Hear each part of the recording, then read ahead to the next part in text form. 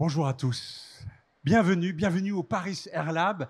Ici, c'est le temple de l'innovation au Salon du Bourget. C'est ici que l'innovation est en train de se créer, en tout cas, qu'elle est en train de se montrer. Vous avez les turbofanes, vous avez des ailes pliables, vous avez ici les carburants durables qui sont juste ici. Énormément de choses à apprendre. Le temple de l'innovation.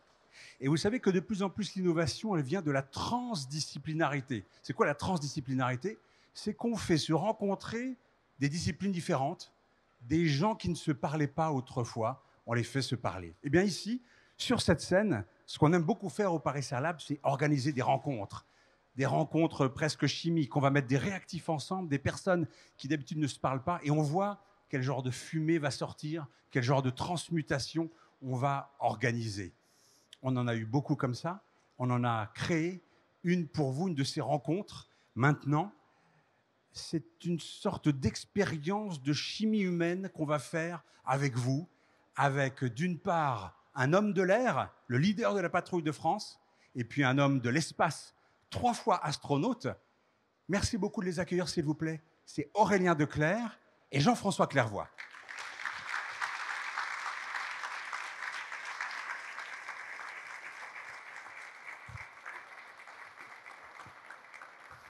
Installez-vous, je vous en prie. Et puis alors, l'un de vous n'est pas venu seul. C'est Aurélien Declercq qui est arrivé aussi avec toute la patrouille de France qui est là. Venez vous installer là devant.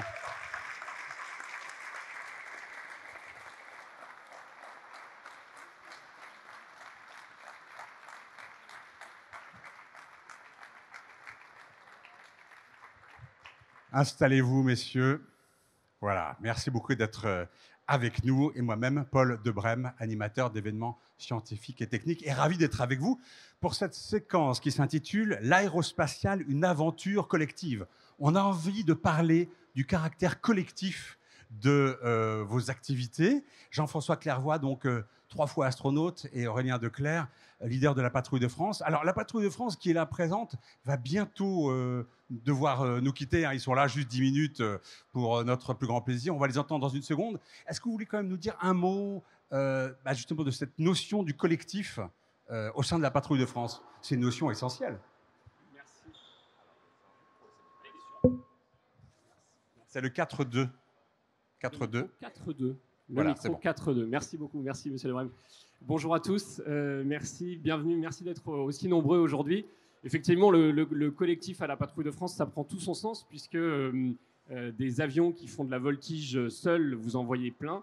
8 avions qui font de la voltige ensemble, eh bien, il n'y a qu'une équipe dans le monde qui le fait, et c'est la Patrouille de France. Ce collectif... Il y a une seule équipe dans le monde qui le fait? À 8. À 8, d'accord. Les autres, ils le font à combien? 4, 5, 9. Ah oui, c'est vrai. Ah d'accord. On est en tout cas la seule patrouille en France à faire de la voltige sur avion à réaction, c'est la Patrouille de France. C'est la Patrouille de France. Voilà. Et ce que vous venez voir, vous, public, au moment où vous venez voir la Patrouille de France évoluer, c'est cette capacité à voler tous ensemble et à être ensemble au quotidien et à effectuer ce vol en symbiose. Au moment en particulier où ce qu'on appelle nous le ruban, les 8 avions ne semblent faire qu'un et tous les avions évoluent ensemble. Et si on arrive à évoluer comme ça et à avoir l'impression que les avions sont reliés les uns aux autres pendant nos évolutions, c'est parce qu'on se prépare tout l'hiver et on se prépare aussi psychologiquement avant chaque vol. C'est ce qu'on appelle la musique de la Patrouille de France, vous en parliez tout à l'heure, avec chacun des équipiers qui va, au son de ma voix, commencer à préparer le positionnement de son avion pour pouvoir effectuer le virage tous ensemble. Donc les équipiers n'attendent pas que l'avion du leader bouge pour évoluer. C'est vraiment quelque chose qui se fait par anticipation, de façon collective, pour le rendu final. Donc on voit bien cette notion du collectif, et vous, ce que vous essayez de créer, c'est justement cette impression d'une espèce d'un tout organique, comme un corps indépendant, et puis voilà, qui va se séparer, mais qui va se retrouver un peu comme par magie. On va profiter de votre présence quand même pour que vous vous présentiez, que vous nous disiez chacun de vous, votre nom, votre grade. Eh bien, bonjour à tous, je suis le capitaine Godet Nicolas, Athos 2 et intérieur droit de la Patrouille de France. Vous pouvez me voir à l'image, l'avion rouge qui représente ma position, donc juste à droite du leader. Excellent. Est-ce que je peux vous demander à chacun de vous de vous lever Et puis voilà, vous tournez vers le public. Allez-y, continuez. Bonjour à tous, je suis le capitaine 3, Athos 3, la garde rapprochée du leader en première année Patrouille de France 2023, donc juste sur la gauche du leader.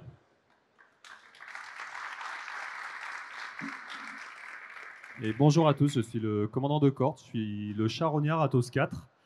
Et moi, j'ai vocation à apprendre pendant toute cette année derrière mon leader et à lui succéder l'année prochaine.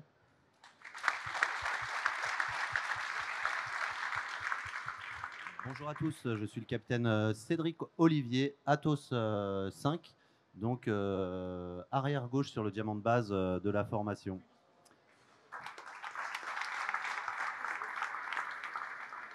Bonjour à tous, je suis le capitaine Klein, je suis le second solo, c'est ma deuxième année au sein de la Patrouille de France. Et comme tous mes collègues, je suis pilote de chasse au sein de l'armée de l'air et de l'espace.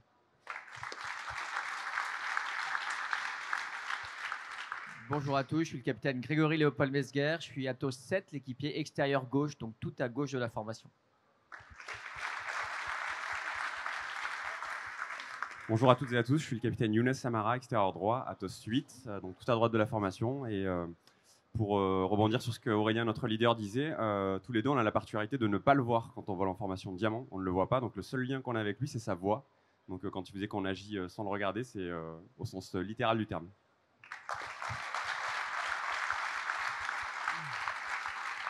Bonjour, capitaine Romain Le Seigneur. Donc moi, je suis dans ma 5e année à Patrouille de France. Je suis le pilote remplaçant.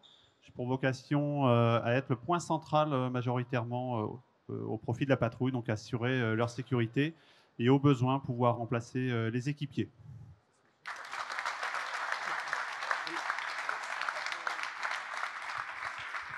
Alors, Aurélien Declercq a très envie qu'on fasse une petite photo de famille. Alors, si vous voulez bien rester en bas, vous rapprochez les uns les autres. Monsieur, c'est vous qui êtes le photographe? Il faudrait que vous mettiez là, du coup, non? Je sais pas, ou c'est vous qui décidez?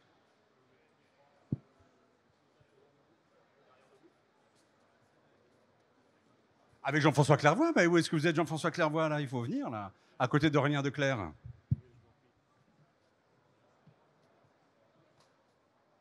Ah, mais il y a quelques photos qui se prennent, là.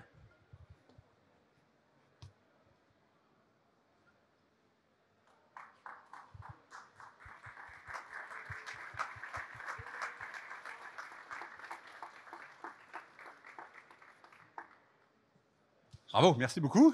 Vous parliez du collectif tout à l'heure, et la force de la Patrouille de France, c'est aussi le grand respect qu'il y a de chacun les uns envers les autres, puisque chaque pilote titulaire est vraiment le spécialiste à son poste. On a la chance en France d'avoir au sein de notre patrouille un pilote remplaçant qui peut prendre la place de n'importe quel équipier. Néanmoins, l'expert à chaque poste, ça reste le pilote en question. Donc, on a évidemment un système avec les troisième années qui peuvent donner des conseils, les troisième années qui vont donner des conseils aux deuxième, aux premières années, etc. Mais l'expert au sein de chaque poste, ça reste le pilote en question. Et c'est aussi ce qui fait la force de ce collectif, c'est de se dire, bah, voilà, on a une mission, on va aller chercher la mission ensemble, qui est de faire rayonner l'armée de l'air et la France à l'international. Et cette mission, elle est faite par 8 personnes, 9 personnes avec le remplaçant, pour vraiment essayer de faire exceller les ailes françaises. Alors, on va bien voir avec ce collectif que vous formez un seul groupe. Néanmoins, chacun a sa place. Et alors, il y a le leader qui a une place un peu particulière quand même. Et puis, il y a le charognard. Alors, le charognard, il est où le charognard? Ah, ben c'est vous. Attendez, parce qu'on m'a enlevé un micro. Ah non, le voilà. Ah, ben c'est vous, pardon, excusez-moi. Qu'est-ce que c'est que le charognard?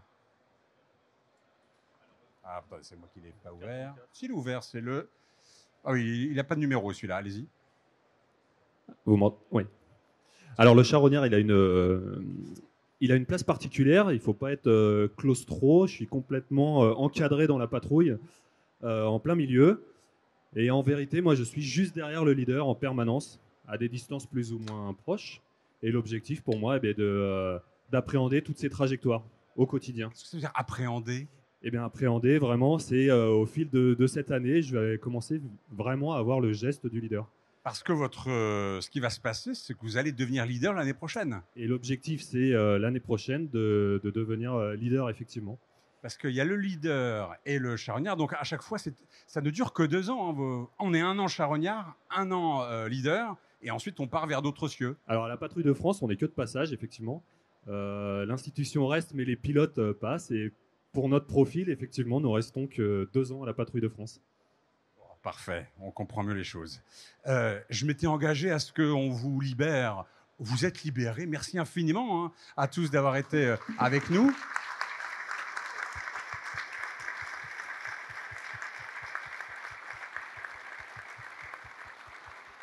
Et on vous retrouve à 14h45. On pensera à vous, à vos visages souriants. À plus tard. Alors, il y a Jean-François Clairvoy. On a fait tout un petit moment sur la patrouille de France, mais on a envie de vous entendre, vous aussi. Est-ce que vous voulez nous parler de vous, Jean-François Clairvoy? Donc, je le disais, 3 fois astronaute. Nous décrire un peu qui vous êtes, puis peut-être réagir à ce qui vient de se passer. Alors, je fais partie du 2e groupe d'astronautes français sélectionnés en 85. Je suis un des rares qui soit resté actif jusqu'à l'âge de la retraite, donc j'ai le record d'emploi dans la fonction pendant plus de 33 ans. Et donc j'ai 3 vols à mon actif à bord de ce qu'on appelle la navette spatiale américaine. Alors plusieurs d'entre vous l'ont jamais vue. Elle est venue au Bourget d'ailleurs à une époque. Ah oui. C'est un vaisseau qui a 2 caractéristiques. Il transporte à la fois l'équipage et sa cargaison dans un même vaisseau. Donc il est énorme. C'est à la taille d'un avion de ligne. Et la deuxième caractéristique, c'est qu'il se pose... Un avion de ligne qui va dans l'espace. Voilà.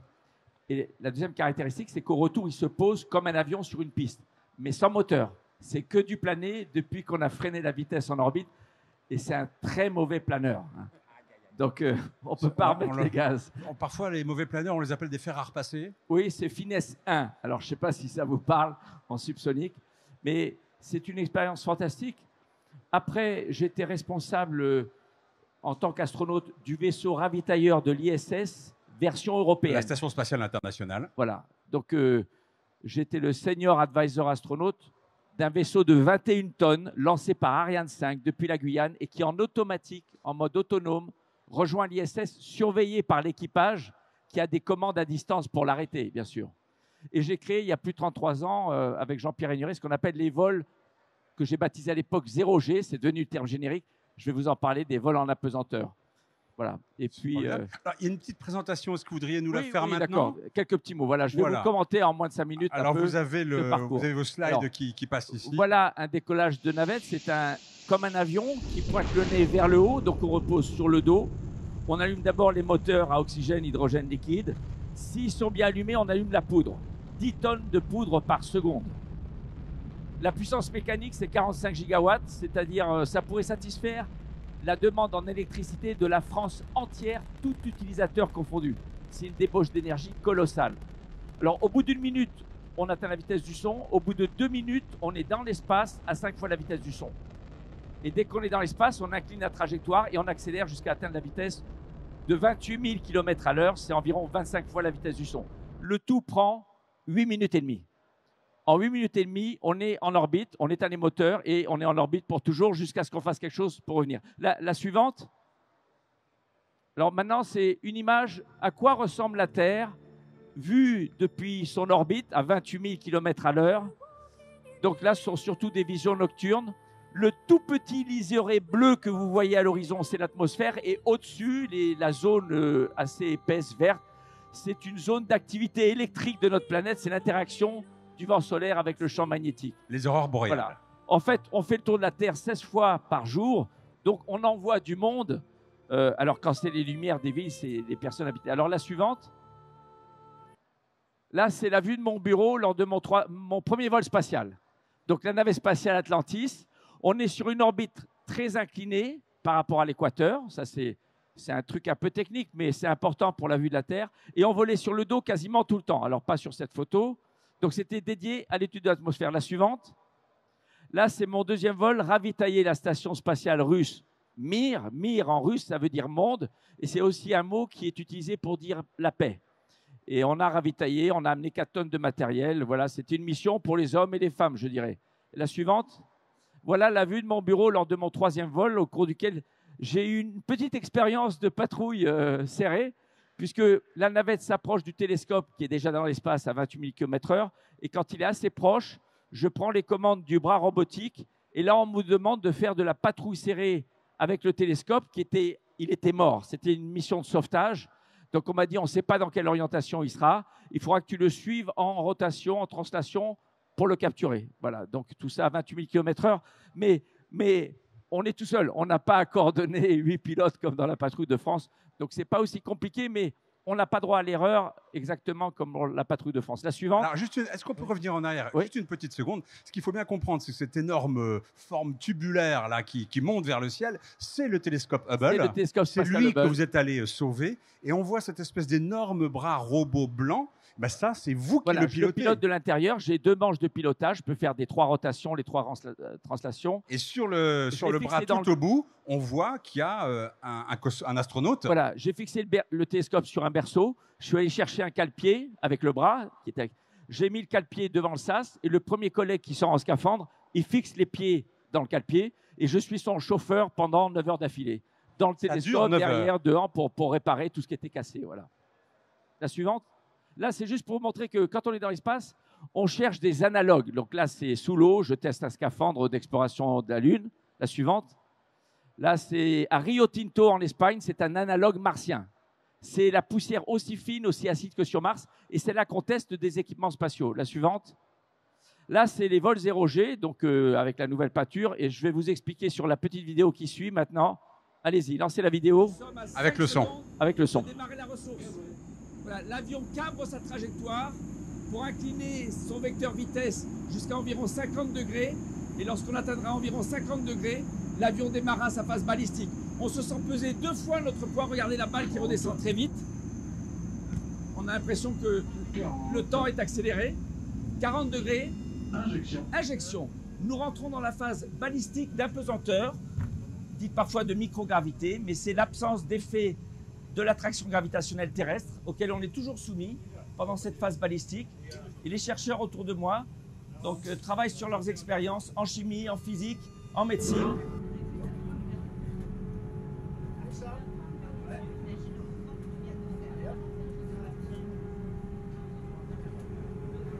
Il y a une quinzaine d'expériences dans l'avion. Par exemple, nous avons ici une expérience... On peut passer à la diapositive suivante. Voilà, c'est 2 livres. Alors, si ça vous intéresse, tous les droits sont reversés à une association de protection de l'océan. Un livre d'histoire qui est très imagé. Et puis après, un livre d'entretien qui... C'est toutes les réponses et questions qu'on a envie de poser à un astronaute. Voilà. La suivante, peut-être, s'il y en a une, je ne sais plus. Non, voilà. On est arrivé au bout. Bravo, Jean-François Clairvoy.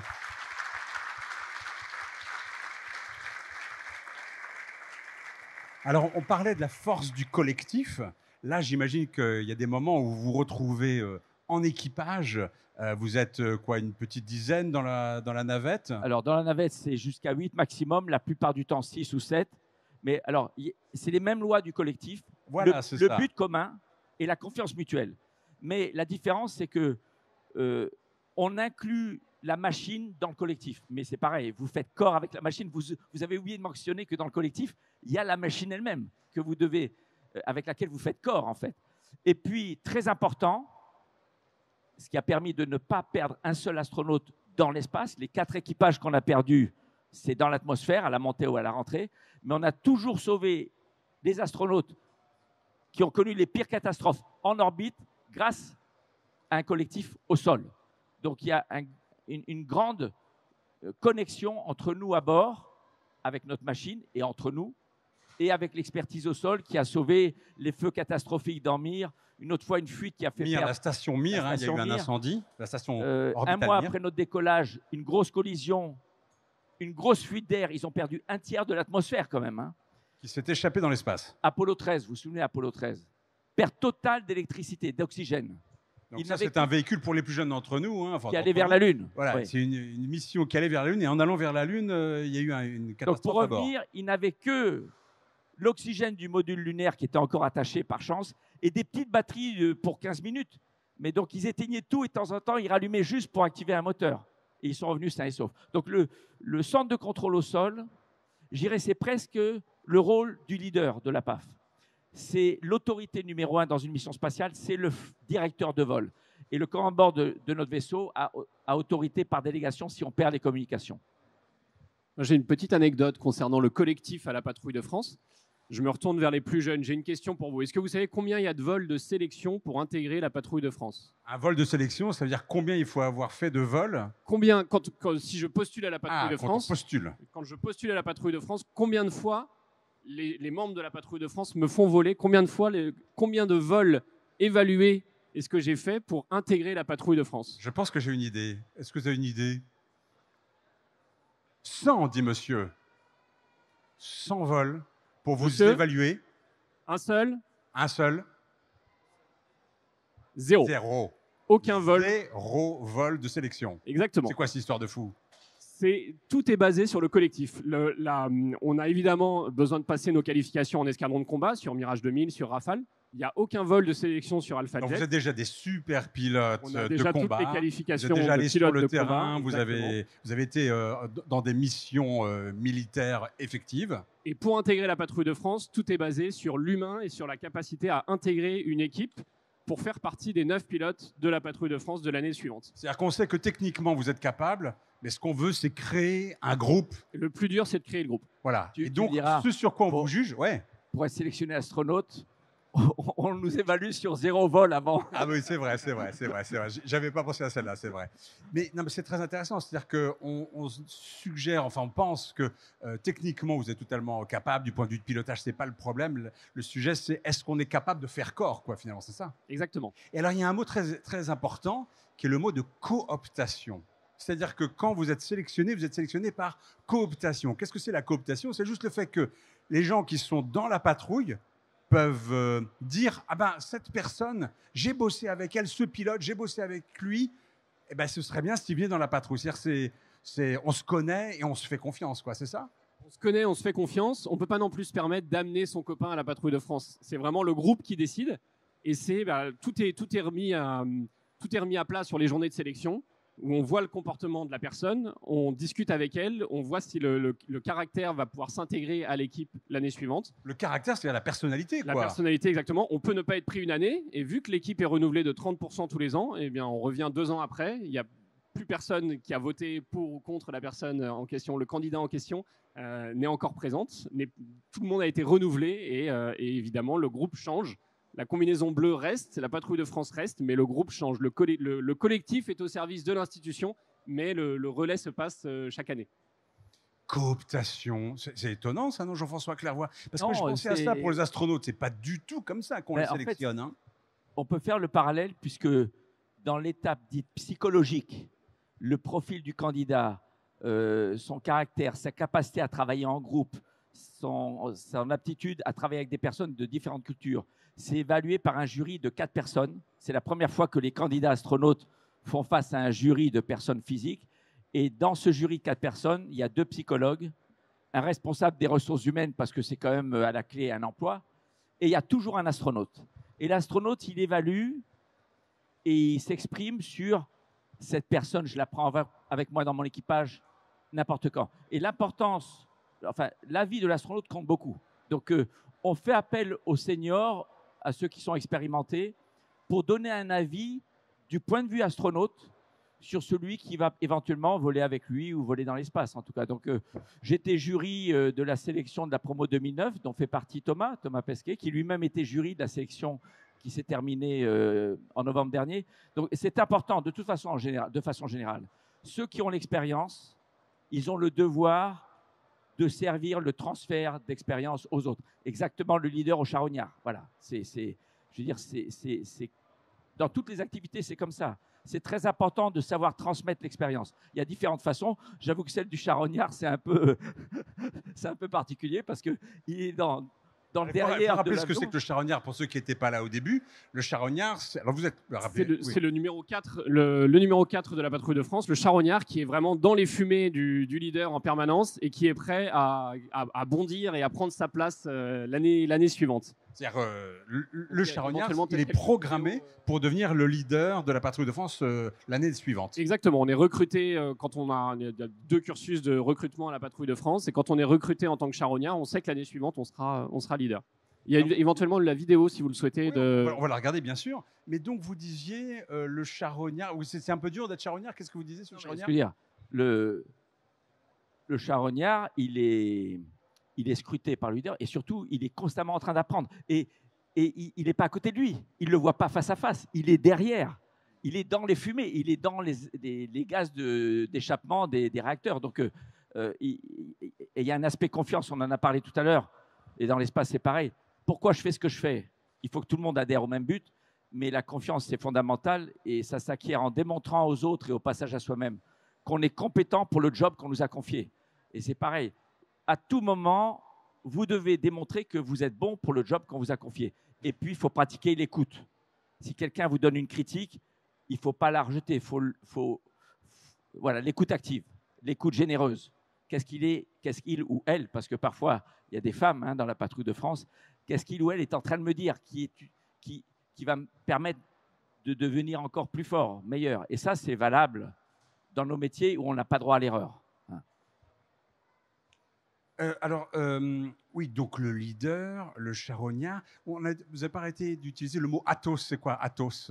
Je suis Athos 4, c'est quoi ça? Athos, c'est l'indicatif de la patrouille de France, avec le numéro relié au poste derrière, donc de Athos de 1 à 9. Athos, c'est au sein de l'armée de l'air et de l'espace, chaque unité a son indicatif radio. La patrouille de France a choisi Athos, évidemment en lien avec le mousquetaire, un pour tous et tous pour un. Et c'est vraiment même au sein de cet indicatif, on voit le collectif, on comprend le collectif de la patrouille de France. Là, vous avez la partie émergée de l'iceberg avec les pilotes en combinaison bleu ciel que vous avez vus. Il y a évidemment aussi un très fort collectif avec la machine, vous en parliez, Monsieur Clairvoy, et avec la partie mécanique, la partie soutien, je pense à la partie communication, etc. Il y a vraiment toute une équipe dont le seul objectif est d'aller rayonner et faire rayonner l'armée de l'air et de l'espace. Et tous ces gens qui restent au sol et qui sont pas en l'air, eux ont toujours le même objectif de réussite de la mission et on se doit aussi de parler d'eux et de réussir la mission pour eux. On va parler évidemment de votre lien avec les mécaniciens, bien sûr. Alors vous avez préparé un petit film qu'on peut peut-être montrer, que vous pouvez peut-être commenter pour parler de vous, nous dire qui vous êtes. Je crois qu'il y a un petit peu de musique que vous pouvez mettre également en fond sonore, puisque je pense que comme toute aventure aéronautique et aérospatiale, la patrouille de France doit aussi susciter des vocations et faire rêver. Ça passe aussi par la magie du vol et la magie du son. Et l'objectif étant de vous emporter quelques instants au travers de ces images. Là, vous vivez un petit peu ce que vit le numéro 4, dont il parlait tout à l'heure. Il ne faut pas être claustrophobe. Il est encadré par tous les équipiers. Là, c'est un défilé à l'arrière de l'A400M. Donc je crois que c'est le défilé au-dessus des 24 heures du Mans.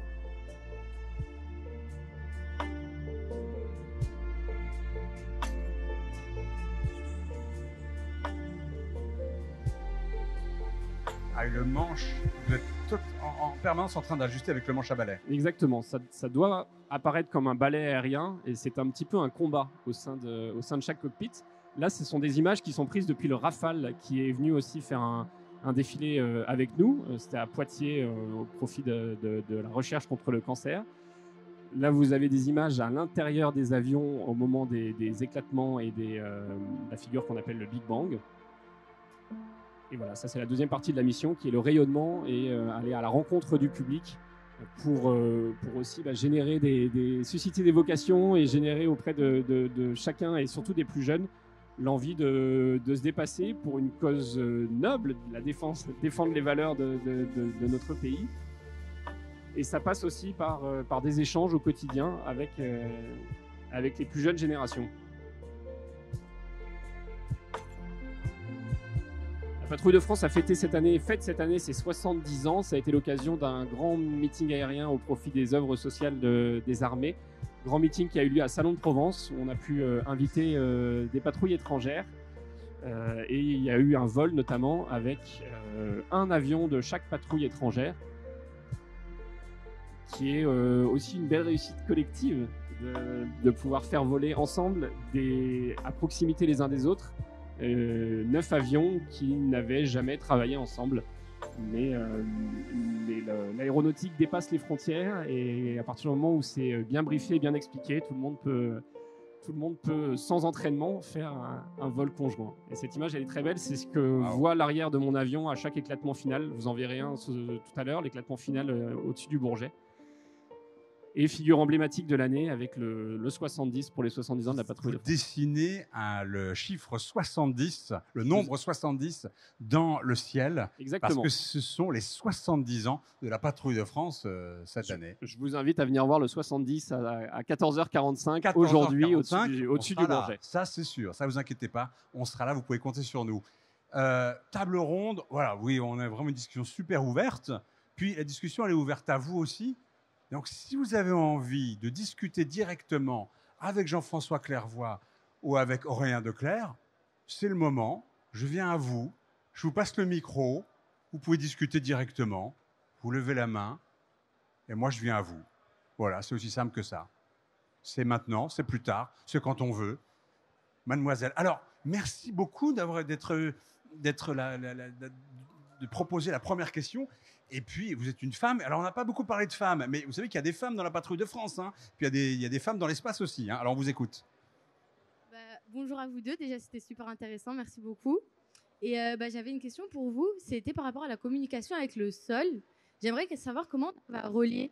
Parce que nous, ici, on utilise le Wi-Fi ou les réseaux. Est-ce que ça se passe pareil quand on communique à plusieurs kilomètres de distance, quoi ? On communique par radio. Et lorsqu'on est loin, quand on est de l'autre côté de la Terre par rapport à la base qui est à Houston, par exemple, on utilise des satellites relais. Et les radios, elles voyagent très bien en ligne droite dans le vide. La preuve, c'est que les sondes interplanétaires Voyageur 1 et 2, lancées il y a 46 ans, qui ont toutes les deux quitté le système solaire, qui sont à plus de 20 milliards de kilomètres de la Terre, on converse encore par radio avec elles. Alors, à débit très faible. Mais depuis l'ISS, la Station spatiale internationale, habitée en continu depuis 23 ans, on a un très haut débit continu. Donc, les astronautes regardent les films qu'ils veulent en streaming, appellent leur famille, n'importe quel numéro de téléphone au monde quand ils veulent sans être facturés. Moi, quand je vois un numéro qui ressemble à un appel de Houston, 1-286, il y a quelqu'un qui m'appelle de l'ISS et c'est très clair. Voilà. Donc, la radio. Des radiofréquences, tout simplement, des ondes radio. Madame. Bonjour. Alors, récent. Il a du mal, ce petit micro-là. Attendez, je vous passe le mien. J'avais une question pour vous, l'astronaute, s'il vous plaît. C'était pour savoir quel genre d'études vous avez faites pour devenir astronaute.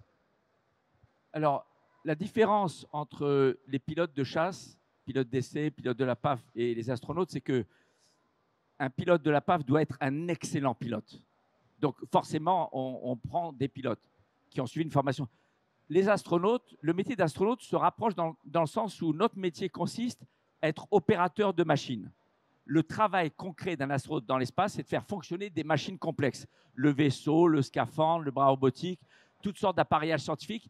Mais on n'a pas besoin d'une agilité et d'une finesse de pilotage identique à celle d'un pilote de la PAF. Donc, on sélectionne dans un éventail très large tous les métiers un peu matheux. Donc, il y a des vulcanologues, des océanographes, des vétérinaires, des chimistes, des physiciens nucléaires, des astrophysiciens, des chirurgiens cardiaques, physiologistes, des biologistes, toutes sortes d'ingénieurs. Il y a des pilotes d'avion de ligne, des pilotes d'hélicoptères, des plongeurs, des sous-mariniers. Vous voyez, c'est très large. Il n'y a pas une formation qui prédispose plus que d'une autre à être astronaute, à condition que ce soit du côté plutôt de ceux qui comprennent, qui font des choses à caractère technique ou mathématique. Voilà. Il n'y a pas encore d'artistes peintres, de juristes ou d'écrivains, mais ça viendra. Mais pour le moment, notre rôle, notre job, c'est de faire fonctionner des machines. Donc, vous devez être bien câblé dans votre tête et votre corps pour faire fonctionner des machines. Voilà, c'est très large. Oui, c'est bon. Bonjour, d'abord je voudrais vous remercier d'être là pour échanger avec nous et je voudrais savoir, une question un peu pour chacun d'entre vous, quel est le plus gros incident que vous ayez eu à gérer en vol? Je vais commencer parce qu'il sera certainement moins impressionnant qu'un incident. Je pense que le plus impressionnant, c'est d'avoir à gérer des événements météorologiques qui empêchent de faire la mission. Et je pense notamment à un moment où j'étais en mission de démonstration de force au-dessus du territoire français. C'est une mission de démonstration de force stratégique, donc liée à l'utilisation de l'arme nucléaire. Et j'étais derrière l'avion ravitailleur qui était censé me donner du carburant. Et en fait, il y avait trop de turbulences pour effectuer le contact. Et en parallèle, au moment où ça s'est calmé, je me suis rapproché du panier ravitailleur. Et là, il y avait des étincelles autour du panier ravitailleur parce que l'atmosphère était très électrique. C'était un vol de nuit.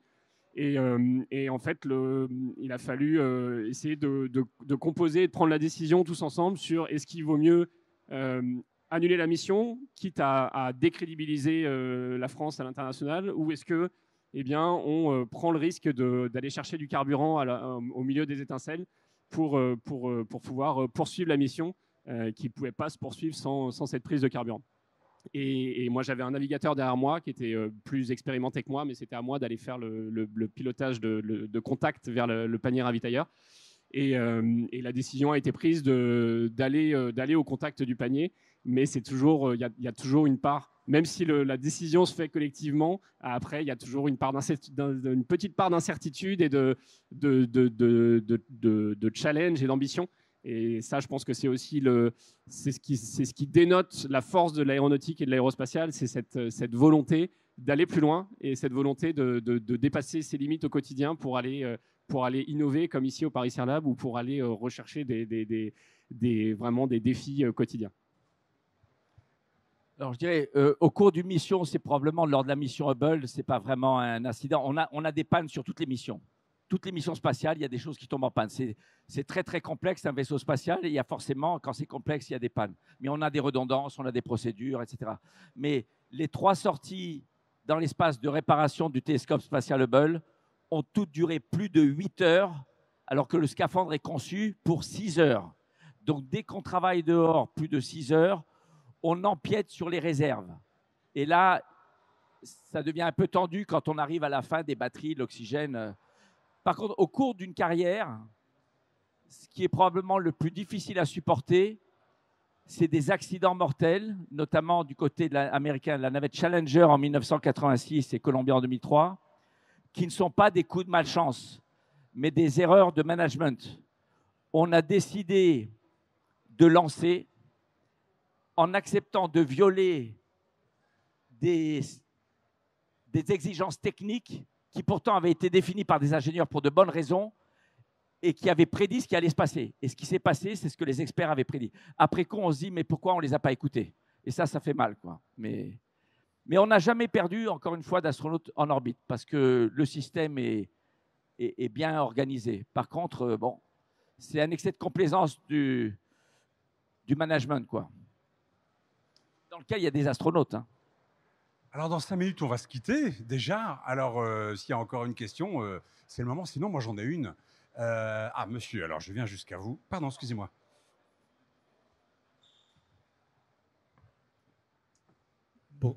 Bonjour, merci à vous deux. Vous avez parlé beaucoup de collectif et de confiance dans les 2 cas. Et j'aimerais savoir qu'est-ce que vous faites quand vous êtes au sol pour renforcer le collectif et augmenter la confiance entre vous, donc en fonction de si vous êtes patrouille de France ou astronaute, parce que ça peut servir à tout le monde dans la vie de tous les jours. Merci. Alors, dans le cas des astronautes, c'est assez simple. La sélection, elle s'étale sur 1 an et demi. Il y a 6 ou 7 étapes qui durent chacune 1, 2 jours. Et il y a plusieurs étapes psychologiques qui fait que vous êtes sélectionné que si on a bien vérifié que votre comportement, votre caractère, votre personnalité, qui est peut-être excellente pour certains jobs, autre job peut ne pas être valable pour ce job, on vérifie que vous êtes fait pour ce type de travail qui nécessite le collectif. Donc, une fois que vous êtes sélectionné, en principe, il n'y a pas à faire quelque chose pour le développer encore plus. La preuve, c'est qu'on a connu des conflits majeurs au début de l'astronautique. Dans la station Salyut, dans Mir, il y a eu des conflits majeurs entre astronautes en orbite. Mais depuis 23 ans que la station spatiale est habitée en continu, on n'a pas connu de conflits majeurs interpersonnels. Ça veut dire et en plus, on compose les équipages en prenant en compte la compatibilité des personnalités, ce qu'on ne faisait pas avant. Voilà, donc c'est... Et à la Patrouille de France, il y a toute cette phase hivernale où on s'entraîne. Donc l'équipe est constituée et commence son travail au mois d'octobre pour être prête au mois de mai. Il y a beaucoup de vols, évidemment. Il y a 150 vols d'entraînement hivernal à effectuer. Et ensuite, autour des vols, on construit des séances de sport collectif. On construit aussi des moments d'échange, des moments où on essaie de s'extraire un peu du vol au quotidien. Je pense par exemple à un stage de survie en montagne qu'on effectue aussi tous ensemble. Et en été, le collectif est déjà créé, mais il faut le maintenir. Et en été, je pense que ça passe essentiellement par le dialogue. On a à la fin de chacun de nos vols, notamment, on a une phase de débriefing où on va regarder la vidéo pour essayer d'améliorer, pour continuer à améliorer la démonstration. Mais on a surtout une phase d'échange qui se fait à huis clos où on est tous les 9 et on se dit absolument tout. Donc s'il y a quelque chose qui nous a embêtés, qui nous a dérangés, on va le dire avec les formes, avec plus ou moins d'engagement émotionnel. Mais en tout cas, l'idée, c'est de ressortir de cette salle en ayant tous les mêmes, en ayant partagé ses idées. Pas forcément en ayant imposé ses idées aux autres, mais au moins en les ayant partagées. C'est aussi le rôle clé du leader de faire en sorte que tous ses équipiers se parlent et qu'il n'y ait pas de crispation au sein de l'équipe. Alors j'ai oublié un truc en fait le plus important qui fait une grande différence. Parce que leur entraînement à leur adresse, ça ne peut être fait qu'en vrai. Hein. Je ne pense pas qu'il y ait des simulateurs, vous avez 8 simulateurs. Nous, avant une mission spatiale, on s'entraîne pendant 1 an et demi ensemble, dans des simulateurs à haute fidélité. Il y a les mêmes 1000 interrupteurs dans le cockpit connectés au centre de contrôle. Et ces séances d'entraînement contribuent à créer le collectif. Très important, l'entraînement dans le simulateur.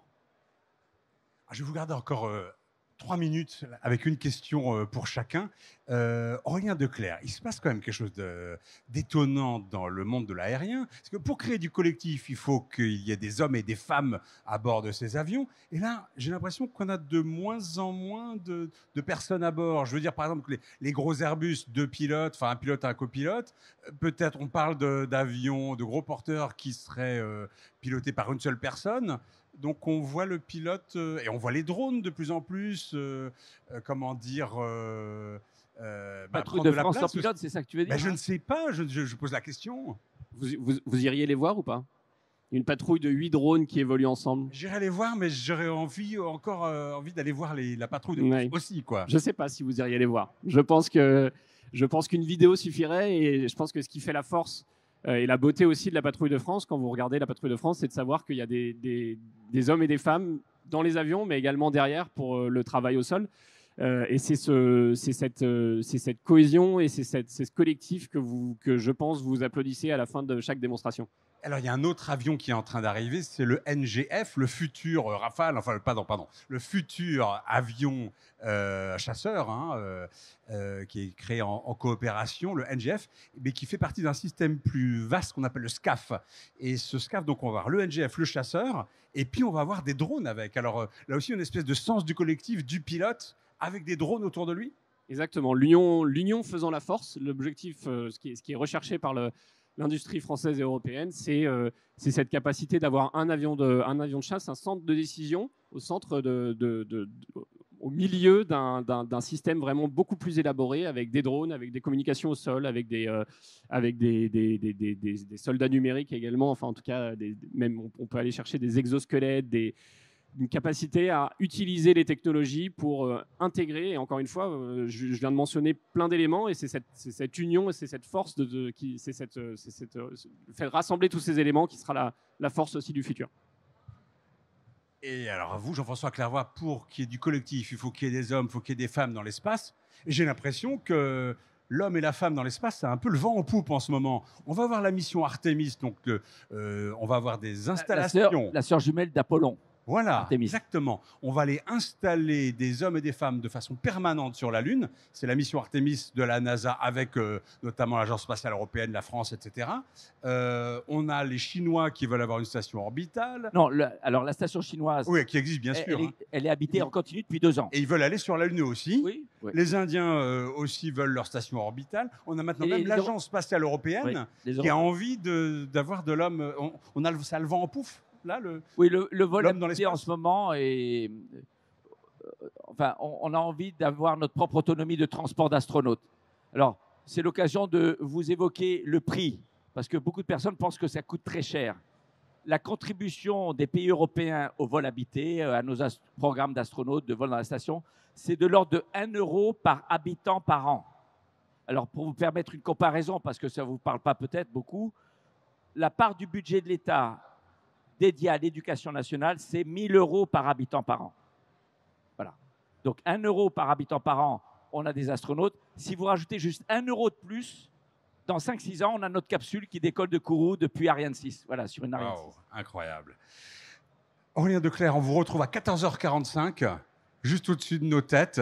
Exactement. Soyez nombreux. Et si je peux avoir un dernier petit mot, je vous regarde, vous, les plus jeunes. Croyez en vos rêves. Allez au bout. On va toujours vous dire que c'est difficile et que ça demande du travail. Oui, pour réaliser ses rêves, il faut travailler, il faut se donner à fond. Mais c'est ce qu'il y a de plus beau, c'est d'aller au bout de ses idées, au bout de ses convictions. Donc la balle est entre vos mains.